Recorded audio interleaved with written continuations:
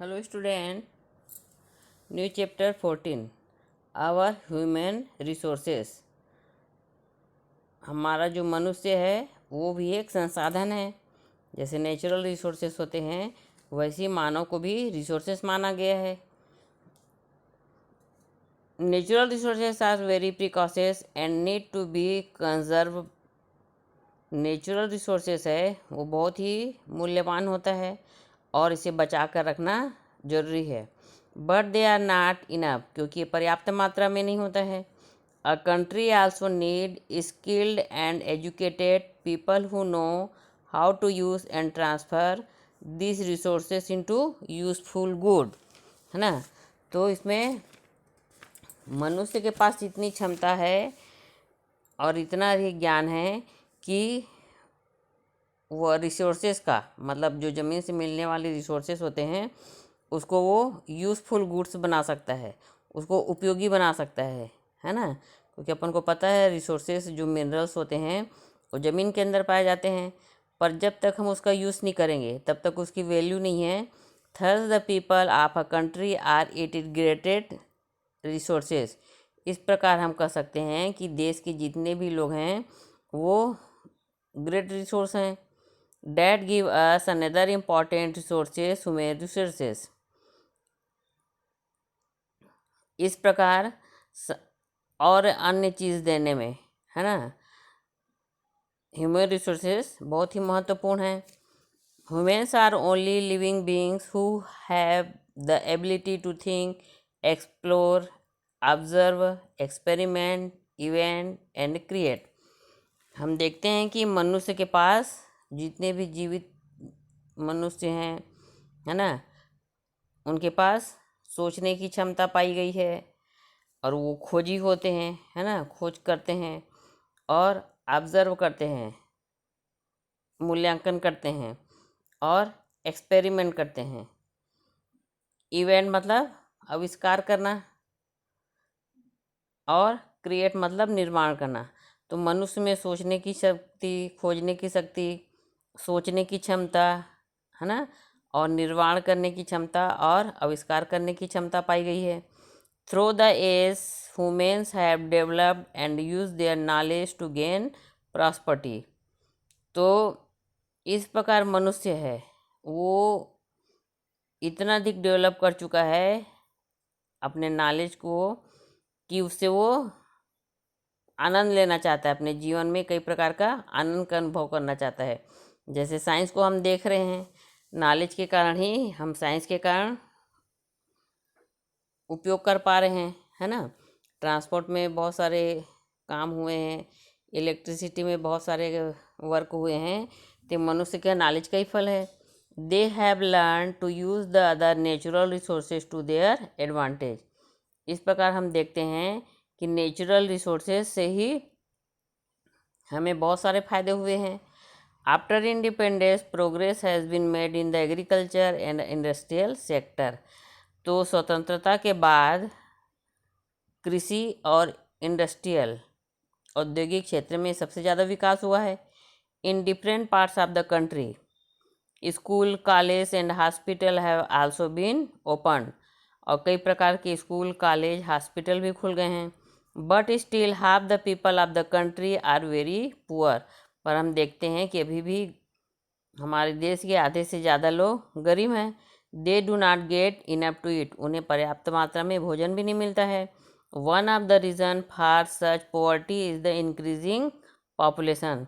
उसका महत्वपूर्ण कारण क्या है? बढ़ती हुई आबादी, है ना। जनसंख्या ज़्यादा होने से आवश्यकता कम हो जाती है, उसकी पूर्ति नहीं हो पाती, इसलिए गरीबी बढ़ती है। Another is the unequal distribution of wealth, है ना। और धन भी सबको बराबर मात्रा में नहीं मिलता है, कोई अमीर है कोई गरीब है। At the present the total population of India is estimated to be 1.282 billions. तो वर्तमान में हमारे देश की आबादी जो है वो 1,282,000 हो गया है। इतनी अधिक आबादी इंडिया में है।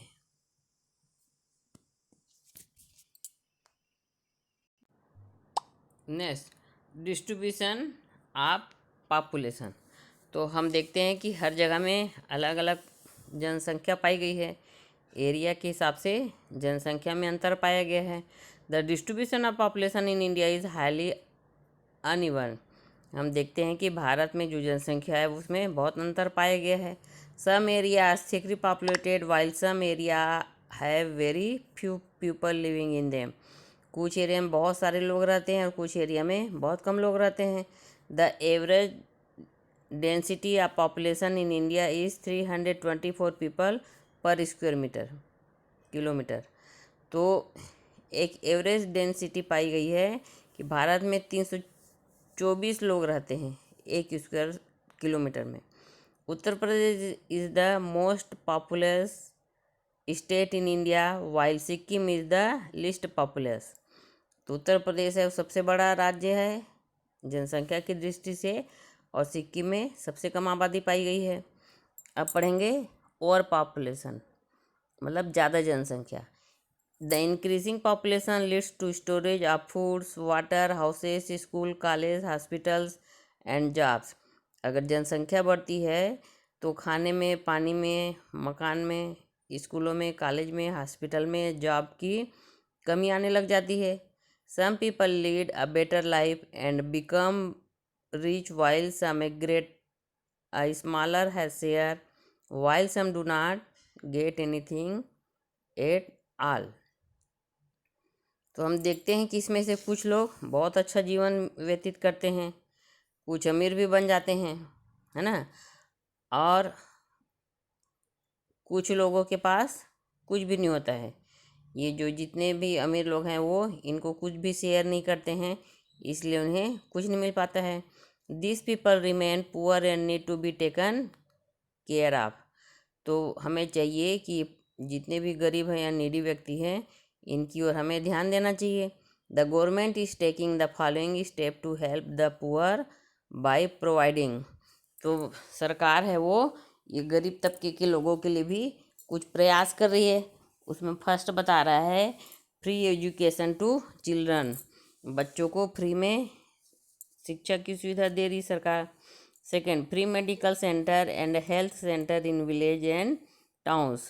वैसी गांव में और शहरों में एक हेल्थ सेंटर और मेडिकल सेंटर बनाया गया है, वहाँ इनको फ्री में ट्रीटमेंट दिया जाता है। Third, land and houses to the poor. ज़मीन और मकान भी गरीबों के लिए बनाए गए हैं। Fourth, more jobs to the poor, और उनको भी जॉब मतलब नौकरी की सुविधा दी जाती है। आरक्षण के तहत उनको नौकरी की सुविधा दी जाती है। We can also help by sharing our resources. इस प्रकार हम कह सकते हैं कि हम भी रिसोर्स करने में हेल्प कर सकते हैं।